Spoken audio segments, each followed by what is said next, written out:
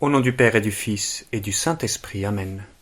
Mon Seigneur et mon Dieu, je crois fermement que tu es ici, que tu me vois, que tu m'entends. Je t'adore avec profonde révérence. Je te demande le pardon de mes péchés et la grâce de faire avec profit ce moment de prière. Ma Mère Immaculée, Saint Joseph, mon Père et Seigneur, mon ange gardien, intercédez pour moi. Il reste encore quelques heures avant l'aube. Un homme marche sur le bord de la plage. Il contemple la mer. Il s'appelle Justin, le grand philosophe de Rome, en ce milieu du IIe siècle après Jésus-Christ. Depuis sa naissance à Naplouse, en Palestine, le fils de Priscus, Justin, est un chercheur passionné de la vérité. Après avoir étudié les diverses disciplines de la littérature, de l'histoire, il se passionne pour la philosophie. Il fréquente ainsi les grandes écoles de pensée de l'époque, le stoïcisme, l'aristotélicisme, le pythagoricisme, le platonicisme, bref. Ces sagesses, certes d'une grande aide dans sa quête de vérité, ne répondent pas cependant à ces questions les plus profondes sur le sens de la vie et de la mort, sur le chemin concret qui fera que sa vie aura vraiment voulu la peine d'être vécue. Et à présent, à l'aube, il profite du flux et du reflux de la mer pour méditer. Mais voilà qu'il croise dans ce lieu désert un vieil homme.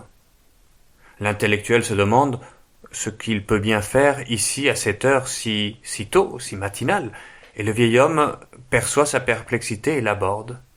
Il attend le retour de quelqu'un de sa famille parti naviguer. Ils entament une conversation sur différents sujets, culture, politique, religion. Justin aime parler, aime ces échanges, et il croit avoir des réponses bien réfléchies sur des sujets qui sont si importants. Le vieil homme sait écouter, et lorsqu'il intervient, il le fait avec modération, avec bon sens, avec bonté. La clarté de ses idées désarme le jeune philosophe, et il se demande mais d'où lui vient toute cette sagesse, lui qui n'a pas un curriculum vitae, on pourrait dire, moitié aussi prestigieux que le sien. Et le vieil homme de lui révéler enfin son secret. Il est chrétien. Sa sagesse, il la tient des Écritures, de la parole de Dieu qui révèle avec assurance la vérité la plus essentielle que tant de philosophes cherchent à tâtons. Justin ne reverra plus jamais cet homme, mais il n'oubliera jamais cette rencontre. Cette rencontre fortuite aura été décisive pour Justin, que nous fêtons aujourd'hui comme un grand saint du IIe siècle, parce qu'à partir de là, il cherche à connaître davantage le christianisme. Il sent que seules les paroles de ce vieil homme semblent en mesure de répondre à son désir ardent de vérité. C'est vrai que les chrétiens sont à l'époque un peuple honni par les Romains. On dit de tout sur eux. Ils ne veulent ni richesse ni pouvoir, mais la fraternité et le service. C'est un peuple mystérieux, ils se cachent dans les grandes villes, ils se réunissent pour des repas sacrés, où, dit-on, ils mangent même de la chair humaine. De toute façon, que peut-on attendre d'un peuple dont le chef, le fondateur, a été crucifié comme un brigand? Et pire que tout, on les prend pour des athées, parce qu'ils refusent de sacrifier aux dieux, risquant par là d'attirer sur l'Empire romain la foudre, le courroux des dieux. Mais Justin va de l'avant, et en rencontrant des chrétiens, il découvre que non seulement leurs idées sont pleines de sagesse, mais qu'en plus, ils les incarnent dans le quotidien, jusqu'à donner un sens à leur vie, et même à la mort. L'exemple des martyrs, qui à l'époque, malheureusement, il y en a beaucoup, leur assurance, leur courage pour affronter la mort, finit par convaincre Justin. Il est pleinement conscient que toute philosophie humaine est vaine devant le mystère de la mort. Alors certes, ses amis païens cherchent à minimiser la portée de ce courage des chrétiens. Ils leur disent, mais vous les chrétiens, vous aimez la mort.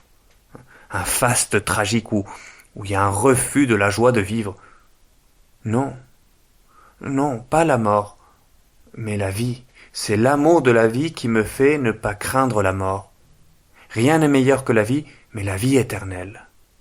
C'est la réponse de ce chrétien Apollonius au proconsul Pérennis qui le condamne à mort. Le courage, de ces hommes, de ces femmes, fidèles à la vérité jusqu'à la mort, finit par convaincre Justin. Et peu de temps après, le grand philosophe sera baptisé. Il le savait au plus profond de son intelligence et de son cœur.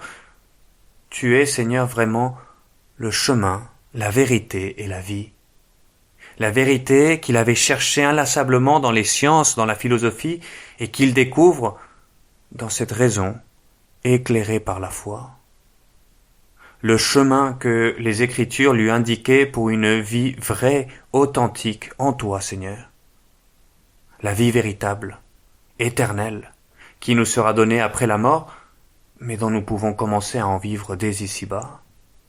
Vie qui comble les aspirations les plus profondes du cœur humain, la vraie sagesse, la vraie philosophie. Parce que c'est ainsi que Justin entreprend désormais de présenter le christianisme. C'est la vraie philosophie, dit-il, la sagesse de vie que tout homme recherche en quête de bonheur.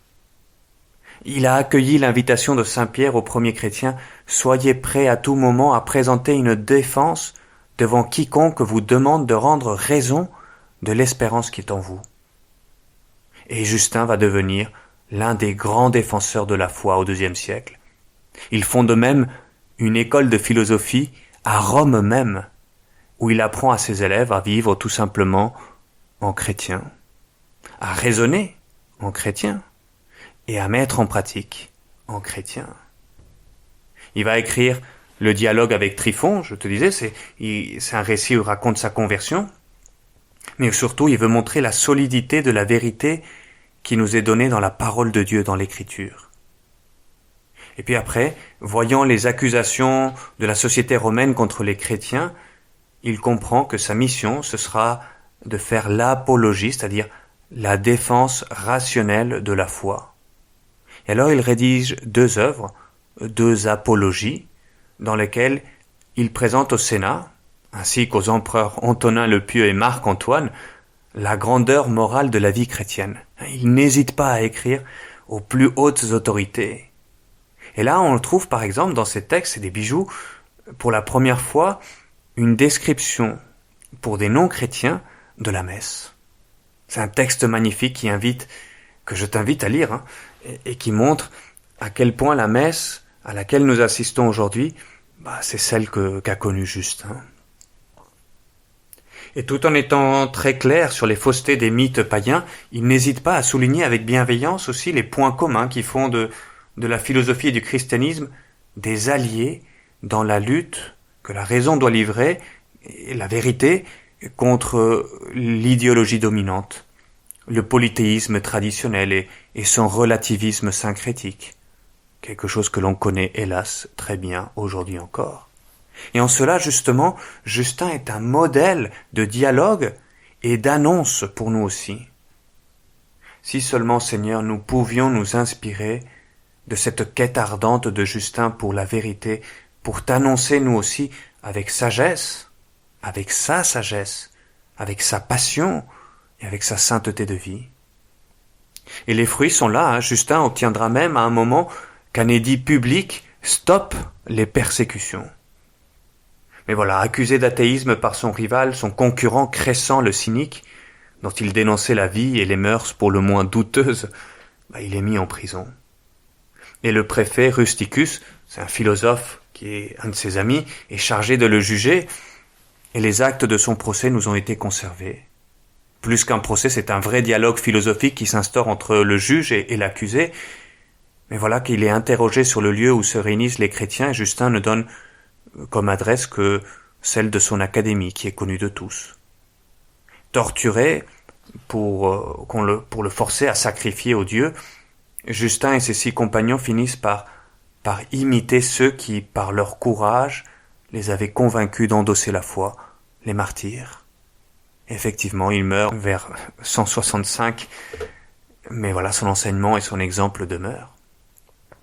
Eh bien, Saint Justin, donne-nous ce courage, donne-nous cette passion, cet amour pour la vérité, afin que nous nous lancions de nouveau avec force dans une nouvelle apologie de la beauté de notre foi auprès de nos amis, de notre famille, de la société. Il y a de très beaux livres qui existent grâce à Dieu pour se former. Pour n'en citer qu'un, je te dirais « Et si c'était vrai ?» de Frédéric Guillot, un converti comme Justin. Je te donne un deuxième, plus court, l'abbé Cabello, Les raisons de la foi. Et en prime, un troisième, un grand classique d'un autre converti, Lewis, tu sais, celui de Narnia, Les fondements du christianisme. Voilà tout un programme de formation pour cet été. Eh bien, Seigneur, donne-nous le courage de Justin pour nous former, pour étudier, pour lire, pour nous passionner, comme lui, pour ta vérité, Seigneur.